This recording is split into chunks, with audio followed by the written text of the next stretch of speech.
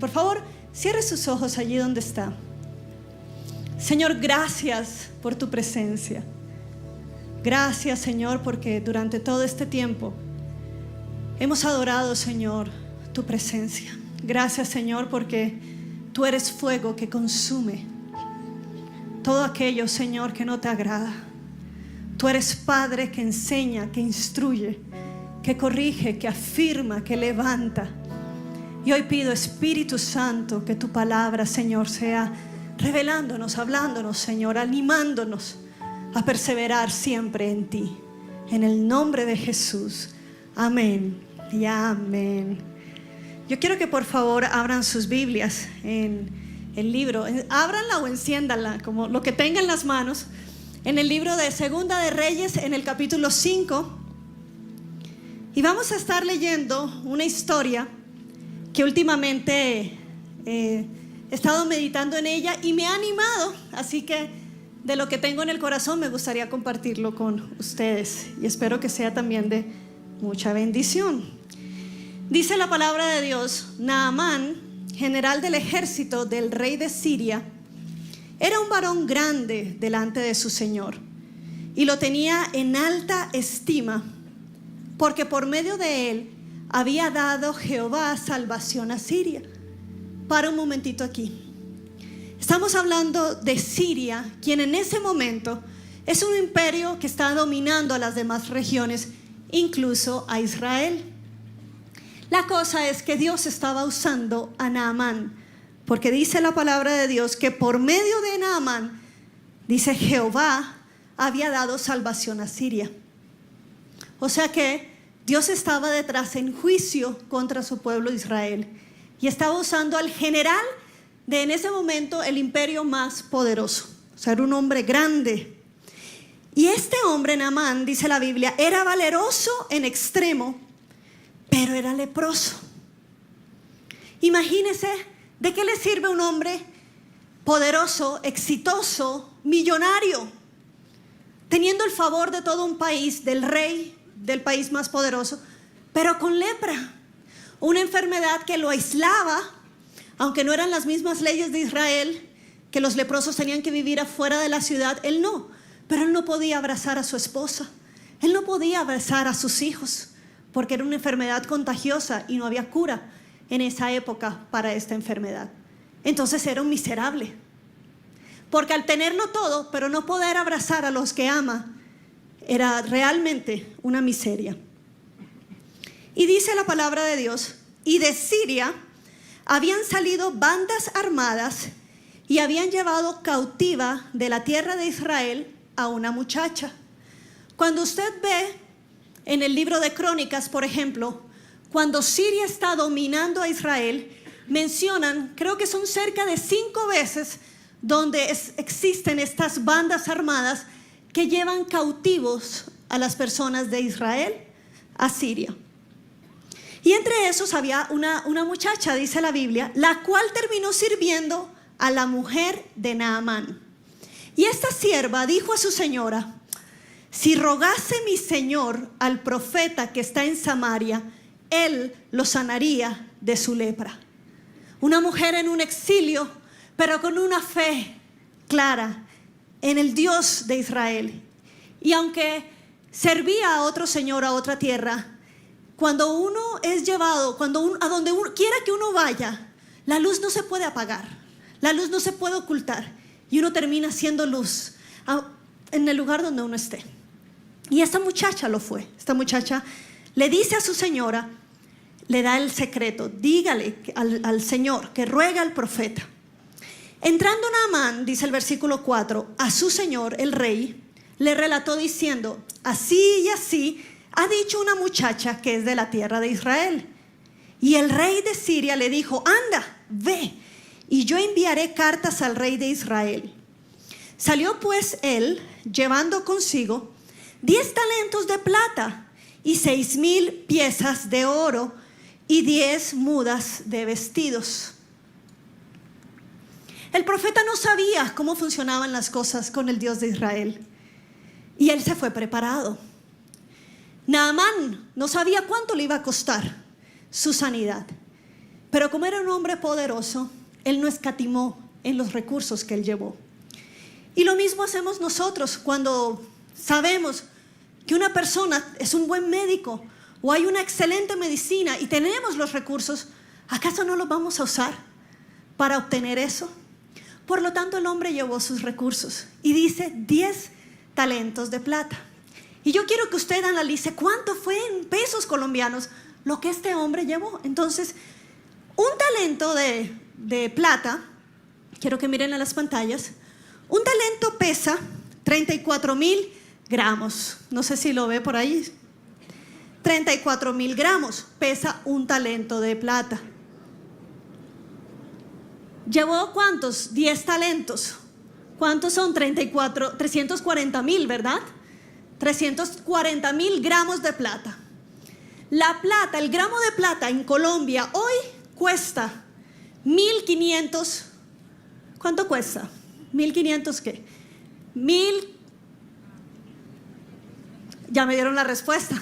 Eso fue lo que llevó. Bueno, cuesta 1.584 pesos cada gramo. Por lo tanto, el total, los 340,000 gramos, el hombre llevaba 538 millones de pesos en plata. Pero no se quedó allí. Llevó 6,000 piezas de oro. Y en la antigüedad las piezas de oro pesaban 11 gramos. Vamos a ver cuánto fue eso.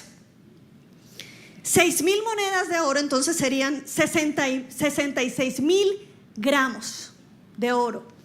66,000 gramos de oro llevó ese hombre. Un gramo de oro en Colombia al día de hoy cuesta 125,790. Un gramo. Multiplique los 66,000 gramos por 125,790 pesos. El hombre llevó 302,140,000 pesos.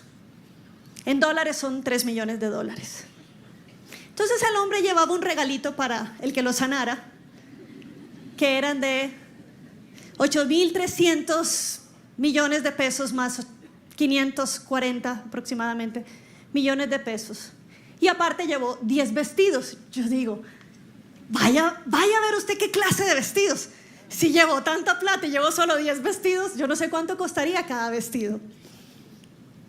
Y este hombre va listo para pagar por su sanidad porque la deseaba. Y entonces, dice la palabra de Dios, versículo 6, tomó también cartas para el rey de Israel que decían así: cuando lleguen a ti estas cartas, sabe por ellas que yo envío a ti mi siervo Naamán para que lo sanes de su lepra. O sea que el rey de Siria pensaba que el rey de Israel sabía de este profeta o tenía la fórmula para solucionar y sanar la lepra de este siervo querido, Naamán. Y entonces, luego de que el rey de Israel lee las cartas, rasga sus vestidos y dice: ¿soy yo Dios que mate y que dé vida para que éste envíe a mí a que sane a un hombre de su lepra? Considerad ahora y ved cómo busca ocasión contra mí. O sea, el tipo la cogió por otro lado. Él dijo: este lo que quiere es buscar un pleito para ahora sí venir a aniquilarnos. Y entonces, como rasga sus vestidos, Eliseo, versículo 8, cuando oye lo que el rey de Israel había hecho, envía a decir al rey: ¿por qué has rasgado tus vestidos? Venga ahora a mí y sabrá que hay profeta en Israel. Y vino Naamán con sus caballos. Por supuesto, cargar todo ese montón de plata y monedas necesitaba caballos. Con su carro, y se paró a las puertas de la casa de Eliseo. Entonces Eliseo le envió un mensajero diciendo: ve y lávate 7 veces en el Jordán y tu carne se te restaurará y serás limpio. Y miren lo que pasa. Naamán se enfurece, se enoja diciendo: he aquí, yo decía para mí, saldrá él luego, o sea, el profeta, y estando de pie invocará el nombre de Jehová su Dios y alzará su mano y me tocará y algo pasará y enseguida me sanará la lepra. Y así somos nosotros muchas veces con Dios, porque creemos que los procesos que pasan otras personas o lo que hace Dios en la vida de otras personas lo va a hacer igual conmigo. Oye, ¿quién te oró? ¿Quién te sanó? ¿Cuánto tiempo pasó? Y escuchamos testimonios que Dios sana de adicciones a las personas, a veces de inmediato. Yo escuchaba el testimonio de un hombre en mi iglesia que dijo, yo fui a un encuentro y yo antes de entrar al encuentro yo hice así, porque yo sabía que iba a ser el último por esos 2 días. Yo hice así y lo tuve que dejar. Pero cuando me quise escapar, porque no aguanté y agarré un cigarrillo, me dio un asco que hasta vomité. Y desde ahí nunca más agarré el cigarrillo. Dios me liberó de ese vicio. Y gloria a Dios. Pero a veces escucho otra historia en donde lo que Dios quiere es tratar otras áreas. Y es que la persona pueda confiar en Dios, fortalecerse en Dios, depender de Dios. Y Dios poco a poco lo va restaurando. Dios no es un Dios de 1 más 1, 2. Dios es un Dios de esas matemáticas complejas, en donde como Él quiere hacer, porque Él quiere sacar a la luz en el proceso, en la lepra, en la adicción, en la enfermedad, en los problemas de las relaciones, en la casa, en los problemas de Señor. Tú sabes con lo que yo estoy lidiando. Y Dios a la larga con un toque me puede sanar, y levantando su mano, tocándome y sanándome, como esperaba Naamán. Pero a Dios le plació hacerlo de otra forma, porque algo iba a ser al final, y porque quería que saliera a la luz precisamente esto que dijo Naamán. Yo me enojé y salió a la luz más, porque él dice, y enojado, después de que se enoje, dice eso, dice, Habana y Farfar son ríos de Damasco, ¿no son mejores que todas las aguas de Israel? Y si me lavare en ellos, ¿no seré también limpio? Y se volvió y se fue, o sea, se devolvió a su tierra, Siria. Y yo le he puesto por título a este mensaje, no abortes los procesos de Dios. No los abortes, porque el enojo, que a la larga está basado en cosas del corazón, y en este caso era la arrogancia, porque era un hombre importante, pero aunque no seamos importantes, todos lidiamos con ego, todos lidiamos con, ¿por qué no a mi forma? ¿Por qué no ya? ¿Por qué en tu tiempo? Considera mis tiempos, Señor. Claro, como para ti un día son como 1000 años y 1000 años como un día, pero yo no tengo 1000 años para vivir. Yo no tengo un día para esperarte, Señor. Y este hombre enojado se fue. Pero miren qué importante. Dice el versículo 13: mas sus criados se le acercaron y le hablaron diciendo: Padre mío, si el profeta te mandara alguna gran cosa, ¿no la harías? En otras palabras, si el profeta te hubiera cobrado toda esa plata, ¿no se lo hubieras dado? Y si te hubiera mandado a hacer otra cosa difícil, ahora ¿cuánto más? Diciendo, lávate y serás limpio. Pero ¿qué le había molestado a él? Ni salió al profeta, le envió un mensajero. Pero Dios estaba tratando algo con Naamán. Dios estaba tratando el corazón, y la lepra era una excusa de Dios para tratar con Naamán. Y por eso necesitamos gente a nuestro lado que nos ayude. Ojo, cónyuges, esposas, esposos, prestemos atención, oídos, cuando nuestros amados están hablando algo que en tu espíritu tú sabes que no es de Dios. No para asociarte con ellos, sino para que en el nombre de Dios, con humildad, como estos criados, claro, era un hombre poderoso que estaba enojado. ¿Quién le habla a un hombre poderoso y que general a decirle considéralo? Pero ellos dijeron, Padre mío. Le hablaron con sabiduría. Y tenemos que tener gente sabia a nuestro alrededor, que nos puedan hablar cuando nos oyen envenenados, cuando nos oyen contaminados, porque de la abundancia de lo que hablamos es de lo que tenemos en nuestro corazón, o de lo poco o de lo mucho que hablamos, es de la abundancia que hay aquí. Por lo tanto, es importante hasta cómo estamos hablando. Me estoy quejando últimamente, estoy maldiciendo últimamente. Oye, yo antes no me enojaba tanto, ahora sí. ¿Qué está pasando con el corazón? ¿Y qué están diciendo los demás de qué están viendo en mí? Necesito gente sabia a mi lado.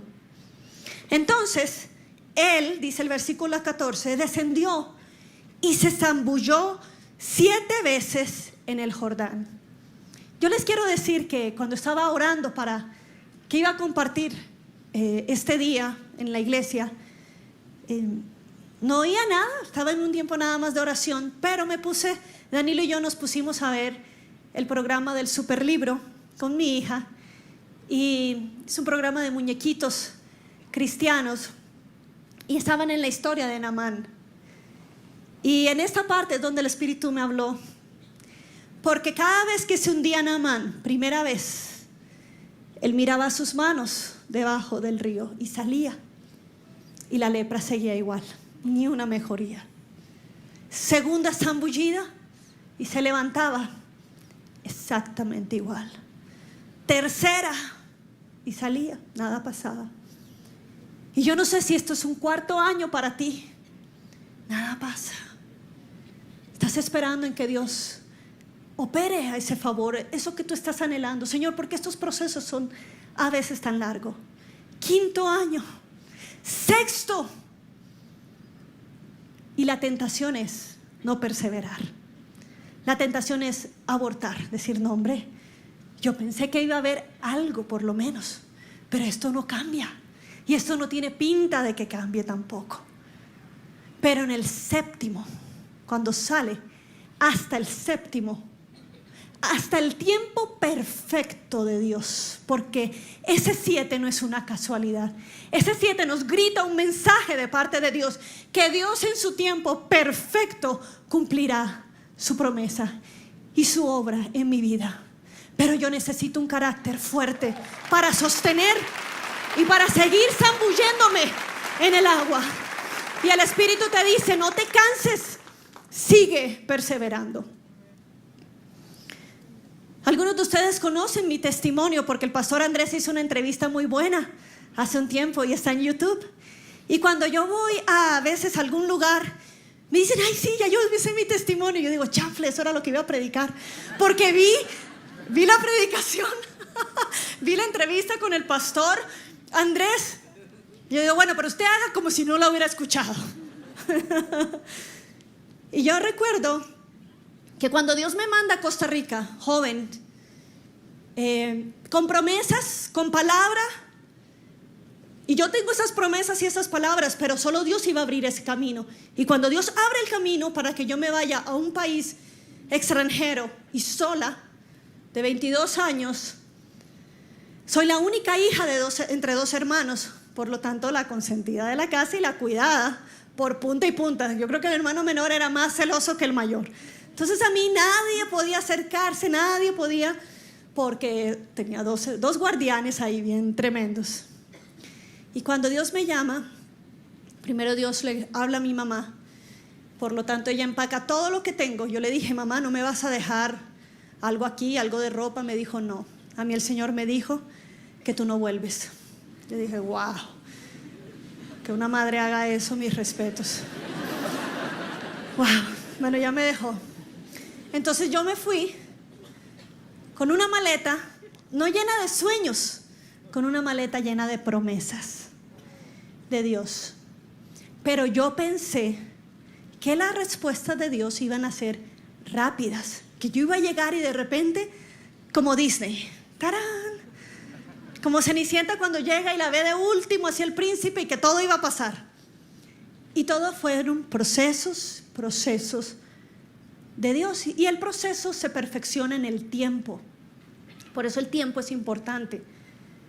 Y cuando ya habían pasado varios años, yo siempre digo, yo recuerdo una foto cuando cumplía 26 años, porque yo dije, wow, Señor, ya pasé los 25. Y yo soy de Barranquilla, y cada vez que yo regresaba a Barranquilla, usted sabe que el costeño es bien directo y bien franco. Y lo primero que me decían era, ajá, ¿y qué? ¿Tú todavía soltera? Y yo, pues sí, porque ser casada implica 2 personas. Si fuera por mí, le dije, ya estuviera casada. Pero no, sigo soltera. Cuidado, te va a dejar el tren, ¿ah? Yo decía, oye, pero tú no tienes filtros de modales o algo como para... O sea, no medían cómo me podía sentir.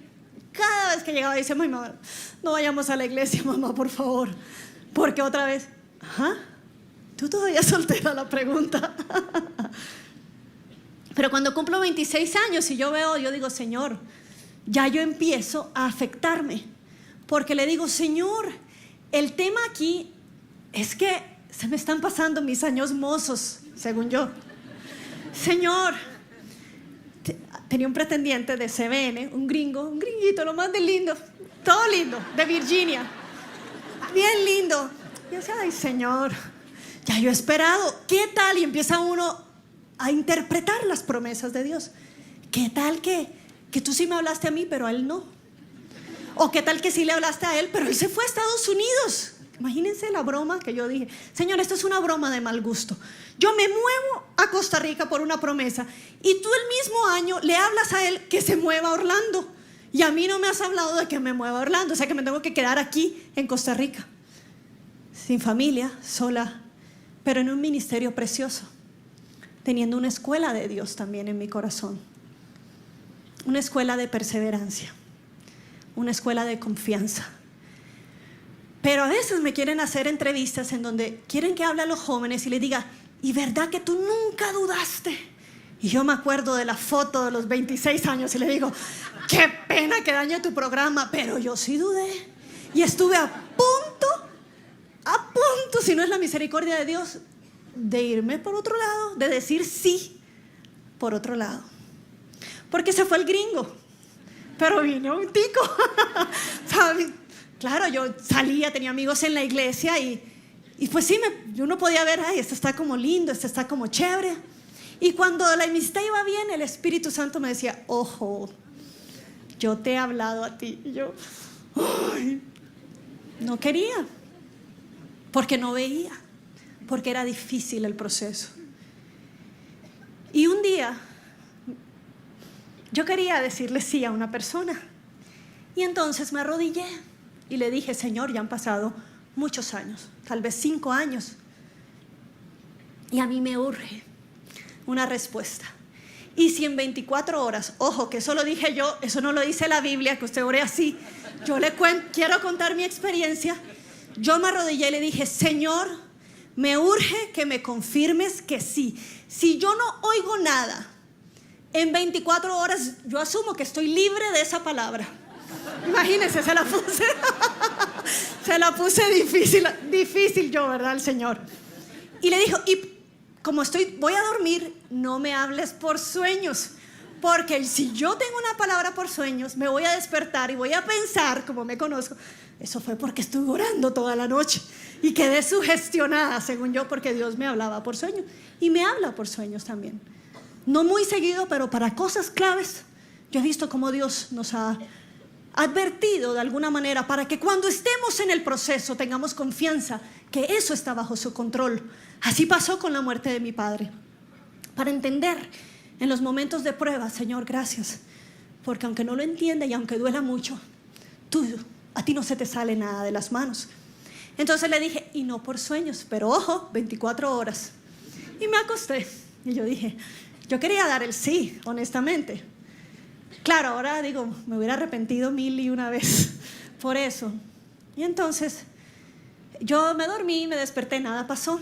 A las 10 de la mañana aproximadamente me llama mi mamá de Barranquilla Y me dice, Gloriana, me llamó la pastora, una pastora muy conocida en Barranquilla y muy conocida por ser profeta de Dios, una mujer que cuando habla, Dios la respalda. Entonces me dijo, Gloriana, dice la hermana que la llames.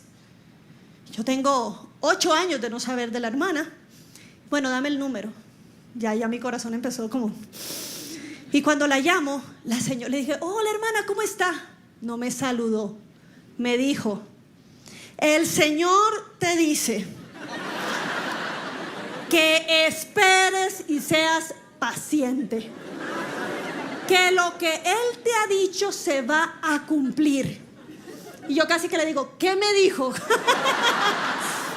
Yo lo pensé, pero ella me dice, y cuando el Señor me dijo eso, te vi vestida de blanco y hacía chispitas, hacía el vestido.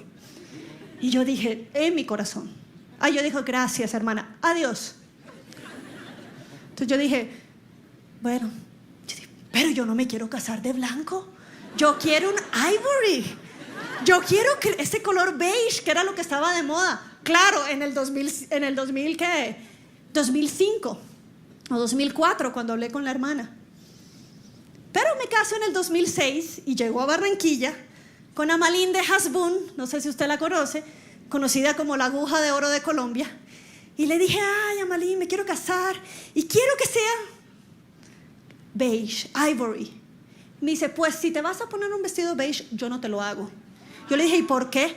Porque en el 2006 cambió el color de las novias, ya no es más beige, es blanco.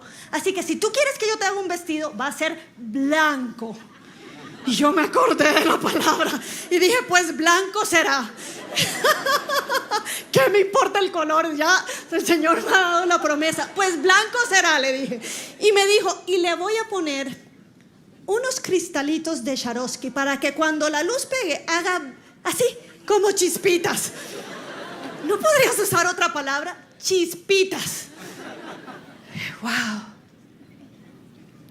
Wow, Señor. Necesitamos oír a Dios en la espera, porque es nuestra palabra de aliento. Necesitamos volver a su presencia, que es donde agarramos fuerzas. ¿Qué tal si en el año 5 yo le hubiera dicho, que en la zambullida sexta yo hubiera dicho, chao, esperé mucho, y le hubiera dicho sí al otro? Pero gracias a Dios el ánimo otra vez y decir, pues Señor, espero y que Dios te bendiga porque por aquí no es, chao. Y cuando dije no, fue cuestión de meses en donde de un día para otro el Señor tornó las cosas. Mi esposo me escribe en ese entonces por Messenger y me dice, en una semana voy a Costa Rica. Yo digo, por lo menos sola o algo. No había contacto. De hecho, yo creía que él tenía novia. Yo le dije, oye, y por ahí y ¿no tenías una novia? Me dice, no me ennovié. Me gustaba. Estaba mirando, pero el Señor me habló, no, yo quiero ir a hablar contigo.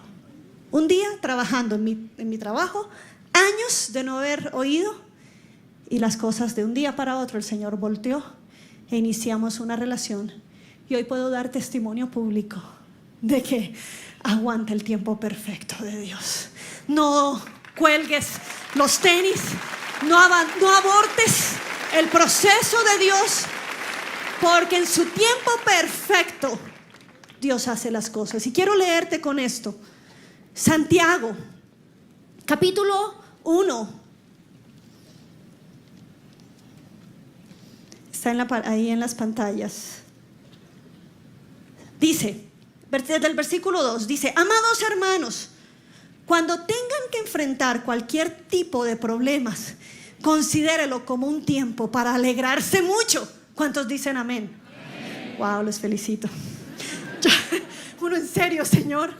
Sí, te dice el Espíritu, alégrate, sigue la palabra diciendo, porque ustedes saben, y eso es importante, saber que siempre que se pone a prueba la fe, la constancia o la paciencia tiene una oportunidad para desarrollarse. Y entonces, así que dejen que eso crezca. Pues una vez, escuchen bien, que su constancia se haya desarrollado plenamente, serán perfectos y completos y no les faltará nada. Y vuelvo a lo perfecto de Dios, vuelvo a la séptima zambullida.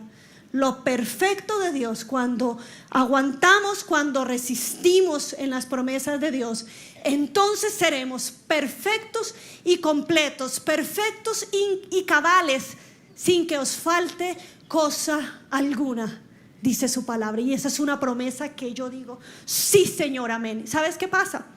Que cuando yo paso estos procesos, yo sé que lo que viene en mi vida me da expectativa y me da alegría. Las crisis y las confianzas, porque yo sé que como Dios lo hizo en el pasado, Dios lo va a hacer hoy y lo va a hacer mañana y lo va a hacer con mis hijos en el nombre de Jesús, porque sé que la prueba me hizo un favor y es creerle a mi Señor y es tener constancia y paciencia, porque los tiempos de Dios y decir, Señor, tus tiempos son perfectos. Ahora déjame darte por último unos 5 consejos de cómo hacer para que tu constancia esté allí firme, ejercitada. Y quiero que vayas conmigo a Hebreos capítulo 12, estoy leyendo de la Nueva Traducción Viviente, del 1 al 4, dice: por lo tanto, corramos con perseverancia la carrera que Dios nos ha puesto por delante.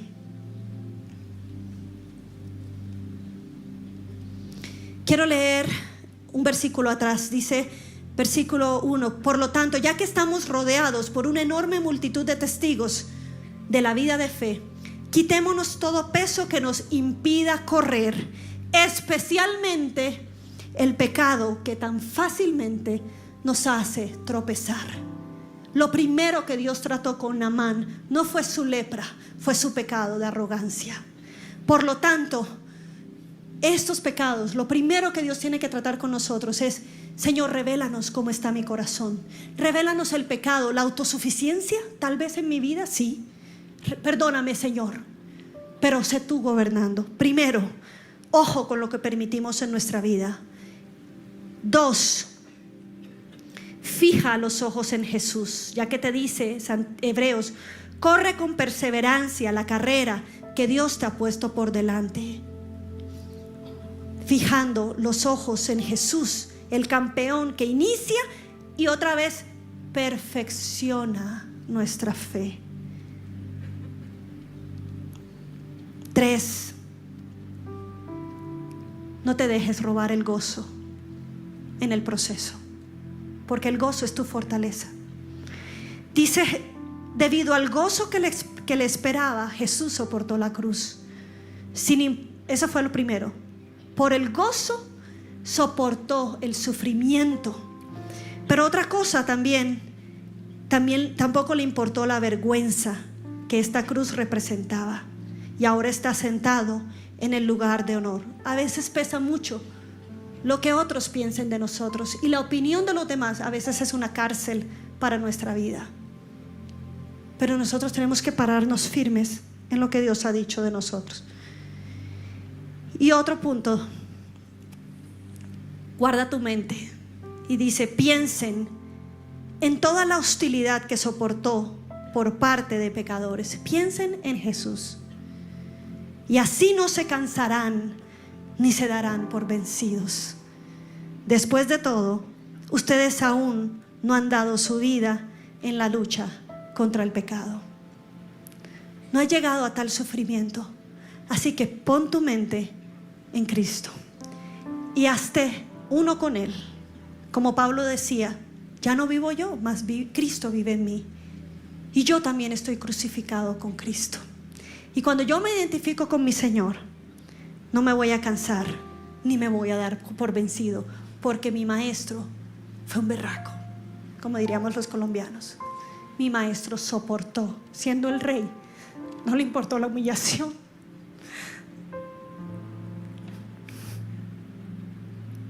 No le importó que le escupieran en la cara, porque él los veía nos veía adorándole, nos veía un pueblo grande, reconciliados con el Padre, y para eso Él vino.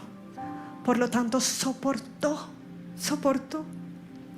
Y el Espíritu te dice: no voy a estar yo contigo dándote el gozo, dándote la fuerza. Por lo tanto, resiste y sé paciente.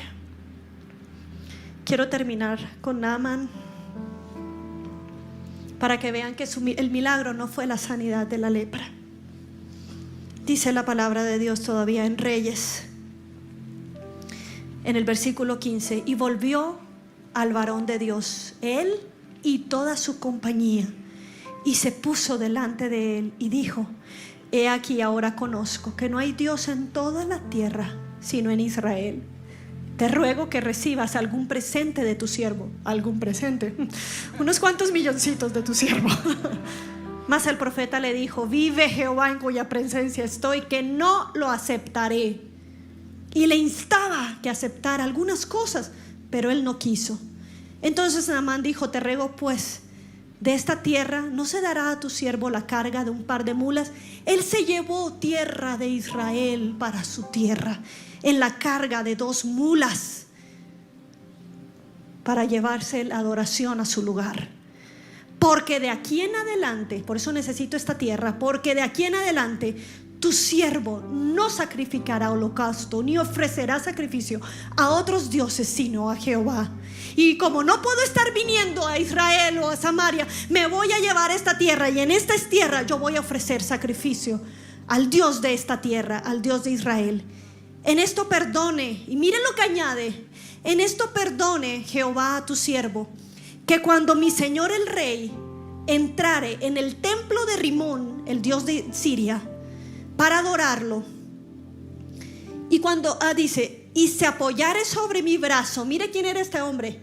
Él era el que sostenía al rey cuando el rey se apoyaba para inclinarse ante el dios Rimón. Y dice: perdone Jehová a tu siervo cuando yo tenga que entrar allí, y cuando por ayudar a mi Señor me incline un poco ante ese Dios, porque ese no es mi Dios. Que me perdone Jehová. Y Eliseo le contesta: ve en paz. Naamán regresó, no sano de su lepra solamente, regresó un verdadero adorador y un hombre con un entendimiento de que solo Jehová, solo el Señor era su Dios, y solo a Él iba a adorar, él y su casa. Ponte de pie, por favor, allí donde estás. Te adoramos, Señor, y te damos gracias, porque en medio de procesos haces salir, pules mi vida y haces una joya preciosa, Señor. Yo te pido, Señor, que renueves mis fuerzas hoy. Yo te pido que el gozo que tú me das me sostenga. Yo te pido que nada me robe el gozo. Yo echo fuera preocupaciones, yo echo fuera temor en el nombre de Jesús. Yo echo fuera la ansiedad que te está robando el sueño.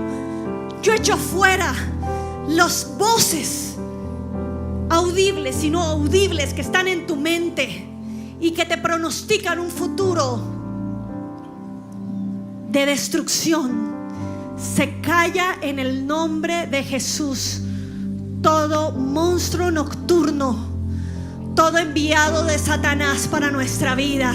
Y hoy, en el nombre de Jesús, sello mi mente y decido pedirte, Espíritu Santo, habla a mi vida, habla a mi corazón con más fuerza que mis propios pensamientos. Y hoy me someto delante de ti, Señor, y te pido perdón, Señor, cuando he querido, Señor, que hagas las cosas a mi forma y en mi tiempo. Señor, hoy reconozco, hoy inclino mis rodillas delante de ti y te digo: en tu tiempo perfecto, el 7, en ese séptimo tiempo de mi vida, se darán las cosas para gloria de tu nombre, y saldré un testigo tuyo, saldré transformado, Señor.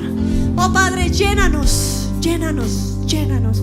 Si hay alguien aquí que quiere tener una relación con Dios, así decirle: Señor, yo quiero confiar más en ti, Señor, yo de lejos te había oído. Tal vez te sientes identificado con Naamán, viviendo lejos de Dios. Pero el Señor hoy ha creado un puente. El Señor hoy te ha permitido llegar a una tierra en donde su poder, su bondad se ha hecho manifiesto. Y hoy el Espíritu está hablando a tu corazón. Y si sientes en tu corazón fuertemente decir: Señor, hoy quiero hacer pacto contigo. Hoy quiero, Señor, dejar cualquier Dios fuera de mi vida. Llámese recursos, trabajos, oportunidades, éxitos, relaciones, todo aquello que tome mi tiempo y mi adoración. Hoy lo dejo afuera y te pido perdón. Y hoy, Señor, hago un pacto contigo y te recibo. Hoy reconozco que el sacrificio de Jesús es suficiente para mí, para perdonarme, para darme un plan, un futuro con esperanza. Si tú quieres hacer eso hoy con tu Señor, yo te pido que tú levantes en esa señal espiritual, levantes tu mano derecha y dile: aquí estoy, Señor, aquí estoy, Señor, soy yo, mírame, Señor. Hoy dejo atrás, Señor, lo que yo venía trayendo, mis éxitos, mi orgullo, y hoy lo pongo delante de ti y me entrego a ti, Señor. Y te digo: tuyo soy por siempre, Señor. Séllame, Espíritu Santo, séllame para cuando yo me vaya de aquí, sepa que soy hijo tuyo. Séllame con tu Espíritu, en el nombre de Cristo Jesús. Amén.